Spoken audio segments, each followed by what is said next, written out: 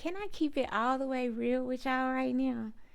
Can I please keep it a buck with you? I am excited about this. Oh my gosh, I'm so nervous. What if nobody watches? What if nobody shares? People are going to share. Whatever. I'm so excited to feel this way about this project.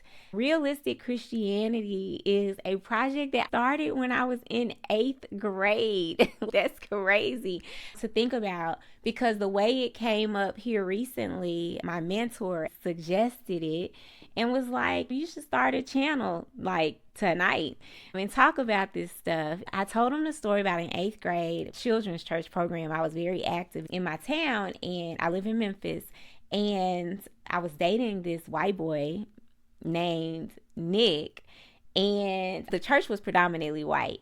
And I came up with an idea because I heard so much in the church, and I've been asking questions and ain't nobody really have no answers. And so I walked up to him one day and I was like, I figured it out. There are these things called denominations, because we went to a non-denominational church. And I was like, we can start our own denomination, and I'm going to call it Realistic Christianity. I was so serious. And he said no. I'm like, we getting closer to God. We being honest when we get close to God. What you saying no to? So when my mama came in to pick me up, I told her about it. I'm born in the U.S., but my family is West Indian. My mama was mad. And in hindsight, she probably was embarrassed because she knew that he might say something to his folks, and now we sound like a weird family. But she started talking about it like I had tried to start a cult. And I'm like, to this day, like, somebody needs to tell me the difference between a denomination and a cult, because a friend of mine asked me that. We need to figure it out. I'm doing my own little research. When it's ready, I'll tell you my findings. In the meantime, y'all look it up yourselves. I remember going all the way back to 1st grade, having sincere questions about sin and how it exists, or bad things, and who's stronger, God or the devil, or why would we even be given these types of options or choices? Fast forward over my young adult life into my adult life, now I'm in my late 30s, I've heard those exact same questions repeated so many different times in so many different ways, and honestly, in moments and on occasions where I completely appreciated their question, their curiosity. Why am I losing people that I love so easily or so early? Why are these people in my community suffering the way they are? Make it make sense if this is what I'm studying. And in my world, in this environment that I'm creating, it's an opportunity for us to wrestle with those questions for real.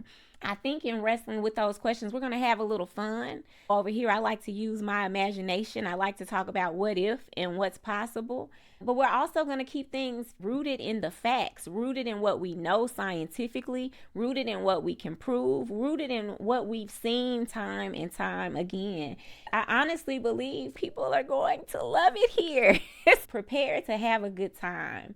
This is about more than content, but there will be a lot of it. I can talk about this topic for days. Had random 5-minute moments with a stranger that somehow we ended up talking about this exact thing. If you know me, we have probably talked about this exact thing. It's almost a guarantee. If we haven't, you definitely don't know me. So don't be telling people that you do. That's a whole different thing. It's more than content. I don't want us to just think about the world as it exists outside of us. It's also an invitation for us to think about ourselves in it. How do Christians move in a world like this? What do we value? What do we champion? How do we balance what we need for our families, what we refuse to let go of as a basic standard for our own quality of life, but how do we prioritize those demands versus demands that people have access to food or good quality housing or transportation so that they can move around the world in the same way that you or I do, because maybe their experiences and their choices and their options, either perceived or real, because we don't really know, like maybe they haven't led them to having all of the privilege and the indulgences that come from that you and I have. So what is it that we can do as a community, and how do we decide as a community? And I do this a lot because there's going to be a lot of give and take. Everybody isn't going to sacrifice the same things. Everybody isn't going to latch on to the same issues. Everybody isn't going to care about this issue in the same way that you and I might. Like, one might hit home for me and the other one might not resonate with me at all. I might not have any perspective of that experience until you share a story. You're going to have to share stories with me. I'm going to ask questions. I encourage people to ask me questions too. I'm going to do ask me anything rounds. I want to talk about the world as people see it. As we go through this journey, I'm going to drop a link to our Facebook group and extend an invitation to a few people. But as we go through this journey together, something amazing is going to come out of it. I'm confident in it. I ain't trying to start no cults. So unless it's a cult for Jesus, is that allowed? Is a cult for Christianity allowed? Is that a thing? Will that get me canceled? Please don't get me canceled on day one. But is the cult for Christianity allowed? I'm just going to stop there because I need to understand, is cult a negative? Does it have a negative connotation because people have weaponized it and abused it and misused it? Or is cult intended to mean something bad? Because then if so, we definitely ain't a cult. Promise you that.